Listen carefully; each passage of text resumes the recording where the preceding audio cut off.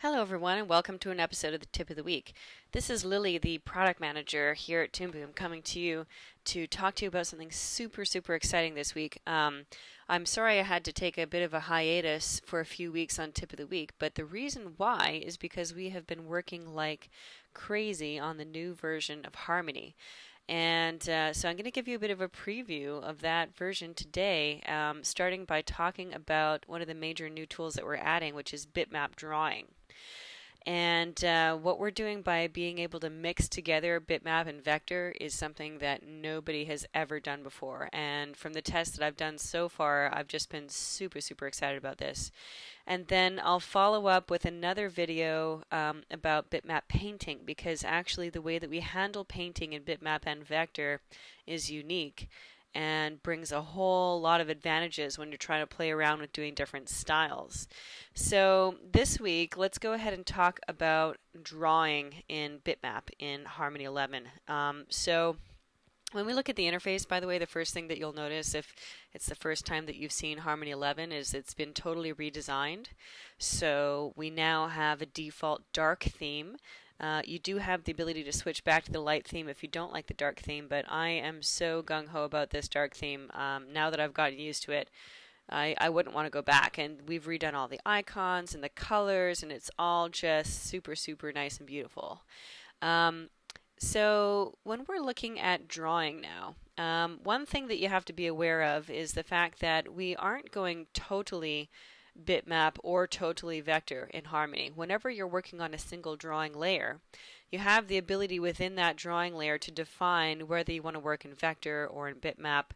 And so for the particular drawing that you're working on, you might say, oh, I want to work totally on vector for that drawing, but I want to work in bitmap for this drawing. Maybe I want to do the color in bitmap for this one, or maybe I want to do the line in bitmap for that one, or maybe I want to go 100% vector for this one, or 100% bitmap for this one. And when you're doing the add drawing layer here, you can also keep this guy open now, which is way easier than it used to be. So let's just go bitmap for one. We'll go vector bitmap for the other. We'll go bitmap vector, and then vector. And I'll show you guys a little bit about what that means. So when we're working in Harmony, we do have the ability to split up into different art layers. And those guys used to be on the bottom of the window. Now we've moved them on the side. Yay, because they're actually layers. So it makes much more sense for them to be shown on the side. And it's the same thing when you're in your drawing view. So when you're in the drawing view, you can work on the line art and the color art. We still call them line art, color art. When you're working in Harmony now, the default mode is just to work with the two of them on. But you can also go into your stage preferences and turn on the support of underlay and overlay arts in the advanced tab of your preferences. So if you are doing some advanced stuff, then you can go and work in there. But most of the time people are working in just line art and color art, or maybe even just line art. Like, you don't even have to be working on them both. So the important thing is, though, when you're drawing in vector, you can see first of all that all your tools will be available. So this is quite similar to Storyboard Pro. So if you did work in Storyboard Pro, then that will be quite familiar to you. And so when you're drawing in vector, actually I'll get my color and my tool properties kind of next to each other there so that I can show you what these guys look like.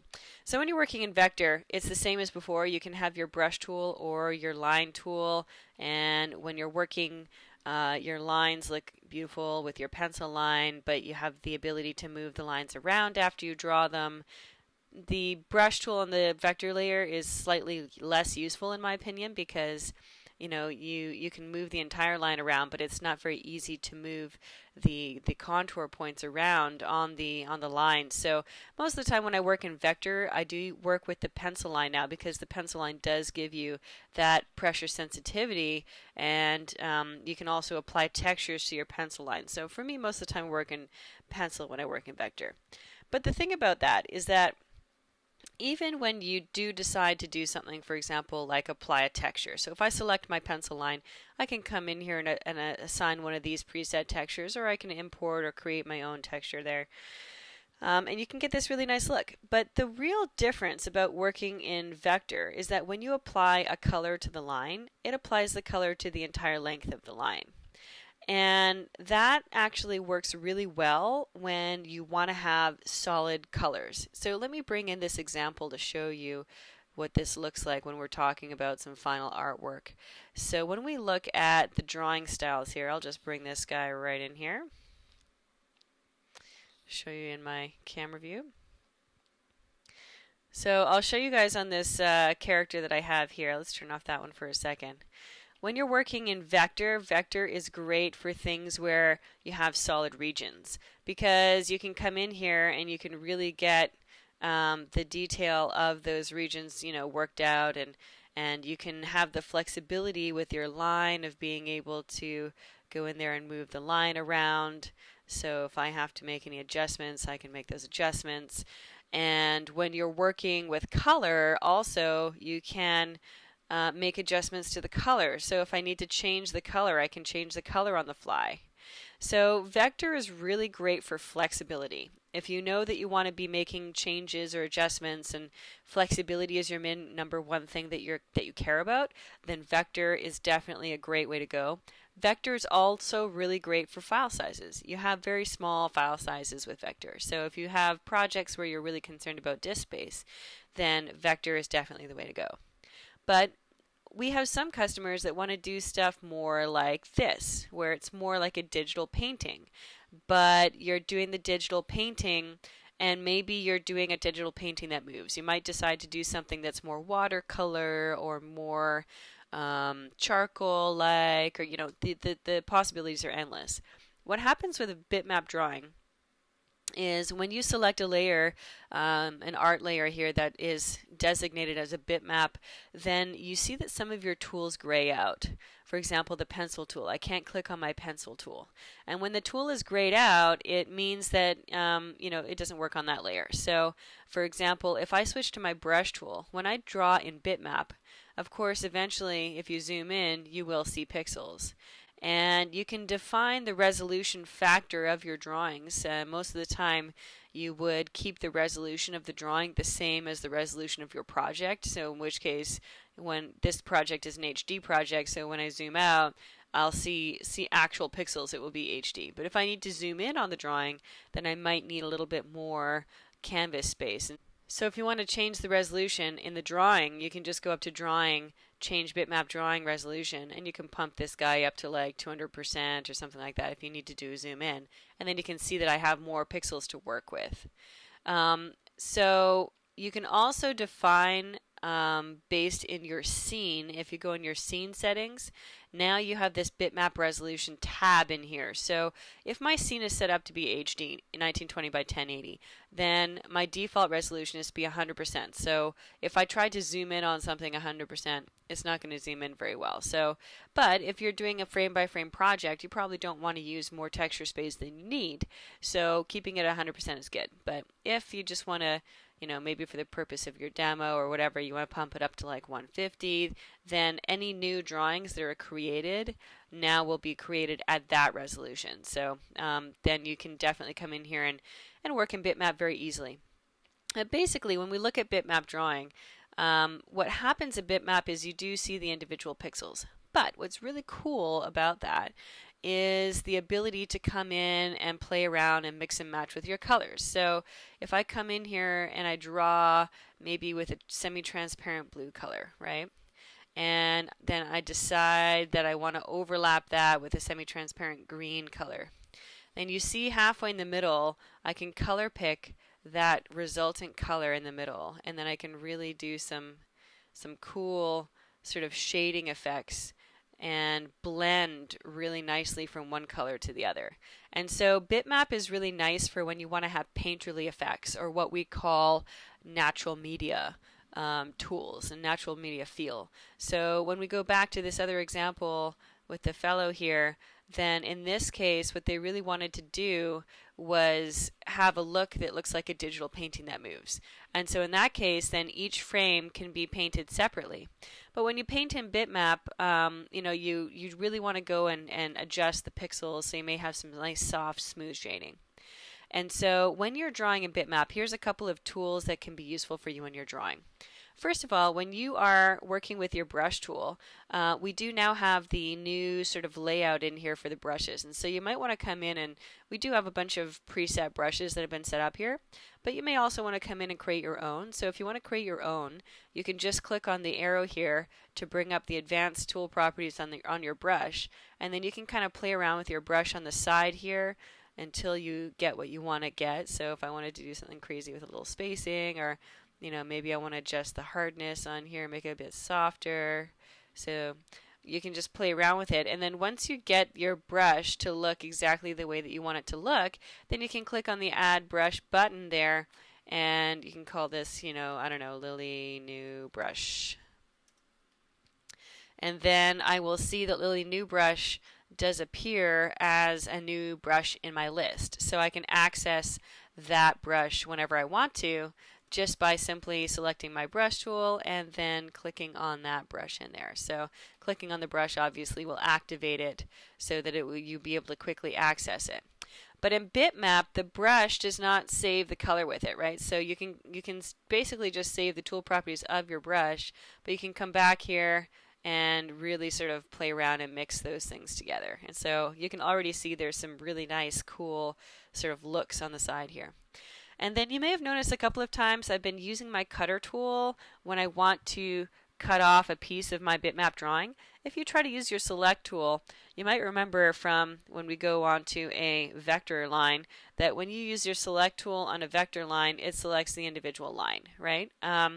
This doesn't hold true for Bitmap, and the reason for that is that when you're working in Bitmap, it doesn't know the lines that you're working on because you're just laying down the individual pixels, right? Like, it doesn't remember where a line is. It doesn't understand where a line is. The only thing it understands is where is a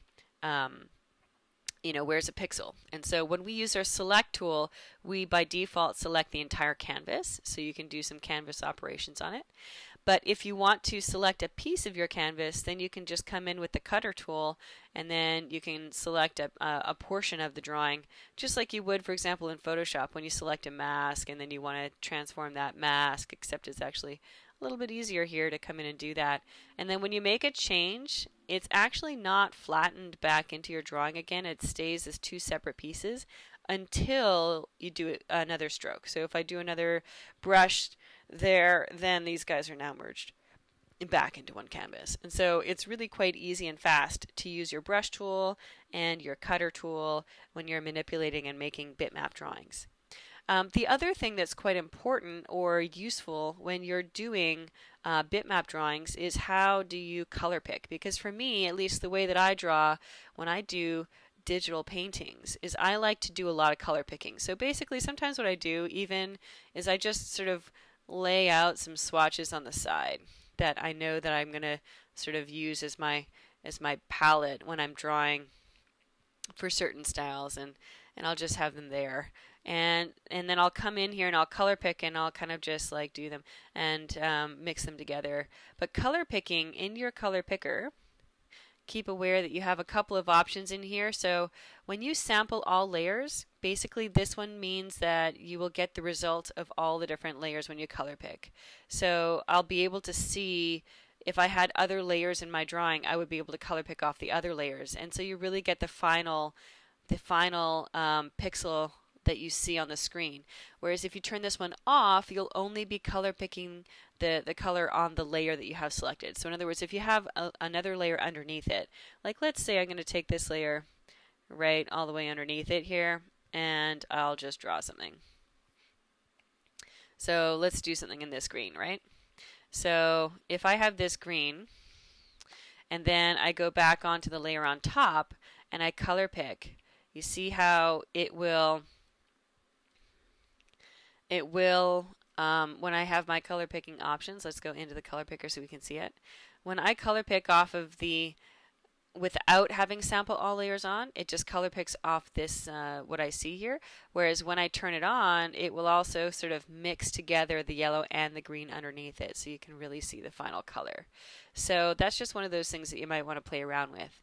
And then you can also turn it off so that it doesn't pick the transparency on it as well. And when you do that, see that that opacity there always stays at 100%.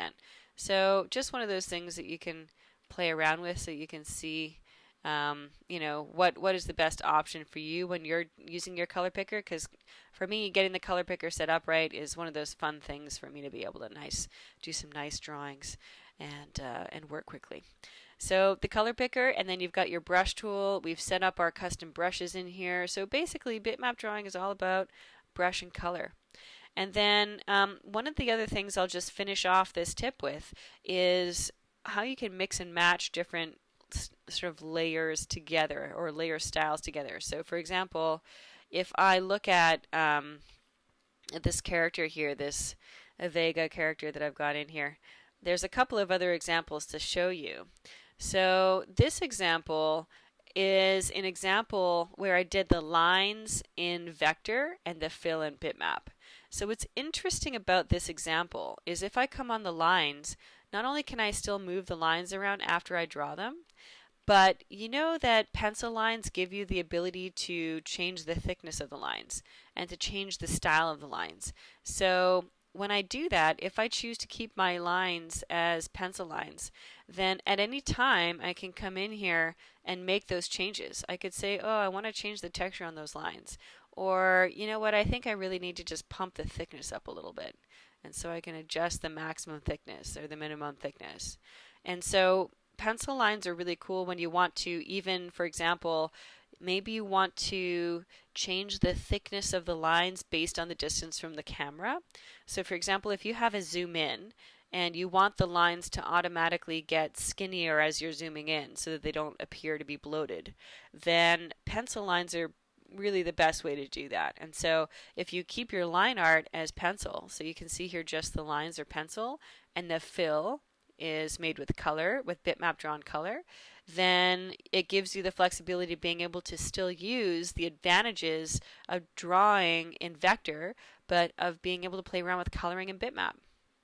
And then if we look at the opposite example, there definitely are some studios that have already told me that they want to work this way as well, where you may want to work with your, hold on here, let's go over here.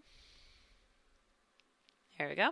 So you may want to work with your lines being in bitmap if you really want that sketchy sort of hand-drawn natural media feeling, but you might want your color or your fill to be in vector. So the advantage of doing it this way is that you can really have that style of line that you want, but you still have the flexibility of being able to change your color palettes around. And so for those of you who are kind of keen on experimenting with mixing bitmap and vector together, then I would definitely have a try on doing this. So lines and vector are going to give you flexibility. Well, keep in mind whenever you're doing anything. So let's do a little note card at the end here. I like doing note cards sometimes when I just want to explain things in a couple of words. So when we look at this, then vector, what you really have there for vector-based drawings is you have maximum flexibility. So when you're looking at being able to change colors or change line thickness, then those sorts of things that you want to change afterwards, or you want to really be flexible on, you want to do those in vector. Versus on the other hand, bitmap gives you the ability to define things pixel by pixel. So you can mix colors together and play around with new styles, but you lose sort of that flexibility. You lose the flexibility. And then the other last little thing that we want to put as a note, or that we want to keep in mind for bitmap versus vector, is that it also comes into play when you're looking at file size. So for vector, then vector is going to be very light file size, whereas bitmap is definitely going to be a heavier file size. And in terms of playback, we've really worked on doing the playback in Bitmap so that you should have quite efficient playback in Bitmap as well. And you should be able to draw on there as well. But we will be redoing the system specs for those people that are planning on doing very heavy bitmap drawings. Like, in other words, if you're going to do super, super large 4K projects in Bitmap, you're going to need to have a very nice machine to do that. Because with Bitmap, it actually has to keep track of all the data pixel by pixel, right? So the system specs that are needed are a little bit heavier when you are doing things in Bitmap. But if you're doing things as a mix of Bitmap and vector, then you can start to take advantage of mixing the styles and playing around with shading, but also keeping the flexibility in the lines and the colors. So definitely have a think about this and play around with what you think you might want to do for vector drawing, bitmap drawing, and mixing the two. When you think about it, ToonBoom is the first company that's really taken this in hand of mixing together the two styles. Because when you look at Photoshop is a bitmap-based software, TV Paint is bitmap-based, Flash is vector-based, and Illustrator is vector-based. All of those softwares have a little bit of crossover, but we're the first people to actually do both fully. And so this is really going to give you a totally new experience and expand the horizons of what's possible to do in an animation software. So I hope you guys are just as excited about this as I am, and I really look forward to seeing what you're going to do with it. So that's it for this week's tip, and then next week we'll go over how to paint in Bitmap as well, because we've really revolutionized painting. So I hope you guys really look forward to that. Bye.